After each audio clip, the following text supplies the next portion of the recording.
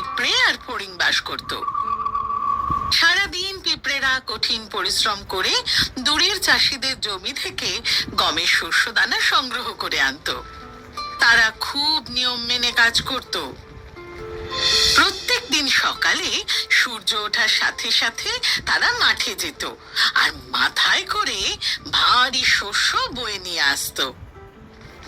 গমের শস্য দানাগুলো তারা খুব সাবধানে তাদের ভাড়ার ঘরে রেখে আবার মাঠে ফিরে যেত।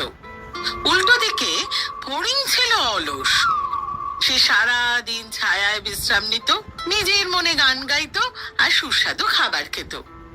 সে সব সময় ফুর্তিতে থাকতো আর ভবিষ্যতের কথা ভাবতো না। সে সব সময় সারাদিন পরিশ্রম করা বেচারা পিঁপড়াদের কথা ভেবে কষ্ট পেত।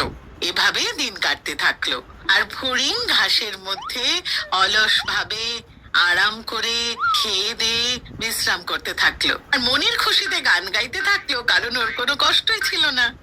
কিন্তু উল্টো দিকে পিঁপড়েরা অনেক পরিশ্রম করে শস্য দানাগুলো তাদের বাসায় বয়ে নিয়ে আসতো।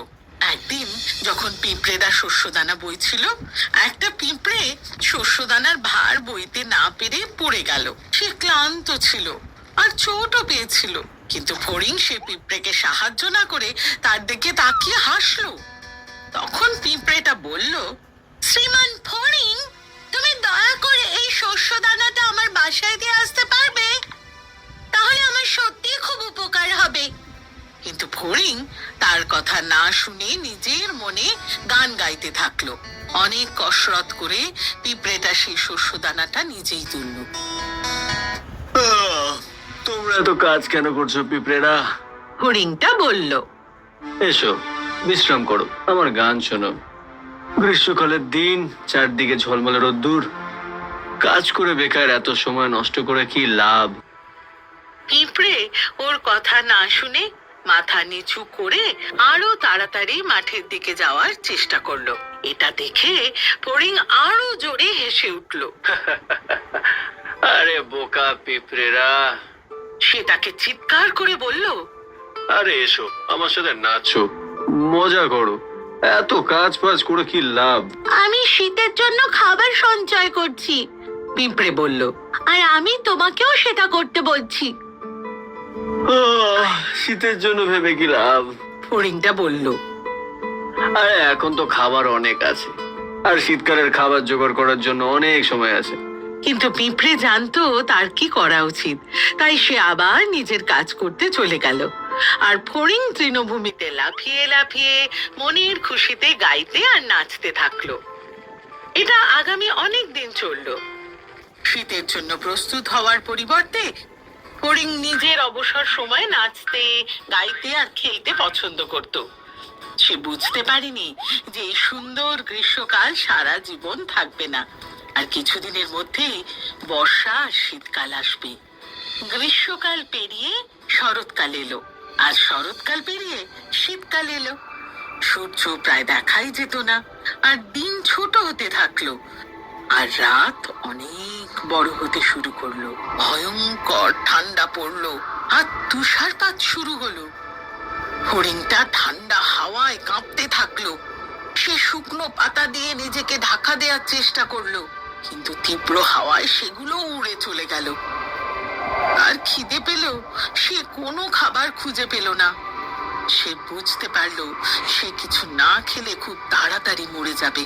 সে দুর্বল হয়ে পড়লো, আর সে বুঝতে পারলো যে পিঁপড়েই ঠিক কথা বলেছিল, তার প্রস্তুত হওয়া উচিত ছিল। ফড়িং এর আর গান গাওয়ার শক্তি ছিল না। সে দুর্বল আর ক্ষুধার্ত ছিল। বরফের হাত থেকে বাঁচার মতো তার কোনো আশ্রয় ছিল না, খাবারও ছিল না। তৃণভূমি আর চাষিদের জমি বরফে ঢেকে গিয়েছিল, কোনো খাবার পাওয়া যাচ্ছিল না। কি করব আমি? কোথায় আমি যাব? ফড়িং দুঃখ প্রকাশ করলো। সে ভাবেনি যে এই শীতকালটা আগের থেকে কঠিন হবে, আর যেহেতু সে নিজের জন্য খাবার সঞ্চয় করেনি বা অন্য কাউকে সেটা করতে সাহায্য করেনি, তাই সে গ্রীষ্মকাল পর্যন্ত বেঁচে থাকবে না। বরফ থেকে বাঁচার জন্য তার কোনো আশ্রয় ছিল না, আর খিদের জ্বালায় মরণাপন্ন হয়ে পড়েছিল। তখনই সে দেখতে পেল পিঁপড়েরা তাদের গ্রীষ্মকালের সঞ্চয় করা খাবার খাচ্ছে। এই পিঁপড়েদের কাছে যাওয়া উচিত, গিয়ে কিছু খাবার চাওয়া উচিত আর আশ্রয়। ফড়িং খুশি হয়ে বলল। তারপর সে পিঁপড়েদের টিলায় উঠে তাদের দরজায় ধাক্কা দিল। শুনছো পিঁপড়েরা? সে খুশি হয়ে বলল, আমি এসে গেছি তোমাদের জন্য গান গাইতে, আর আমি চাই একটু আগুন পোহাতে, আর তোমরা আমার জন্য কিছুটা খাবার আনবে তোমাদের ওই সঞ্চয় থেকে।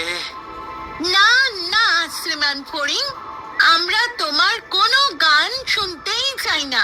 সে ভেতরে আসার জন্য অনুরোধ জানালো আর বলল তাকে কিছু খাবার দিতে, নয়তো সে মারা যাবে। কি? পিঁপড়েরা অবাক হলো। তুমি শীতের জন্য কিচ্ছু সঞ্চয় করনি? তাহলে তুমি সারা গ্রীষ্মকালে কি করছিলে? আমার আমার আমার কাছে কোনো সময় ছিল না খাবার জোগাড় করার জন্য। ফড়িং অনুতাপ করলো। আমি তো গান গাইতেই খুব ব্যস্ত ছিলাম। যতক্ষণে বুঝেছি ততক্ষণে গ্রীষ্ম চলে গেছে। পিঁপড়েরা বিরক্ত হয়ে মাথা ঝাঁকালো আর ফড়িং এর কথা না শুনে নিজেদের কাজে ফিরে গেল। যে পিঁপড়েটা একদিন ফড়িং এর কাছে সাহায্য চেয়েছিল, সে তার দিকে তাকিয়ে বলল, সারা গ্রীষ্মকালে আমি কঠোর পরিশ্রম করেছি, আর তুমি আমাকে নিয়ে মজা করেছো, গান গেয়েছো, নেচেছো। তখন তোমার শীতকাল নিয়ে ভাবা উচিত ছিল। এখানে তোমার জন্য কোনো খাবার নেই। এই বলে পিঁপড়েটা ফড়িং এর মুখের উপর দরজা বন্ধ করে দিল। ফলে ফড়িং এর কাছে কাঁদা ছাড়া আর কোনো উপায় থাকলো না।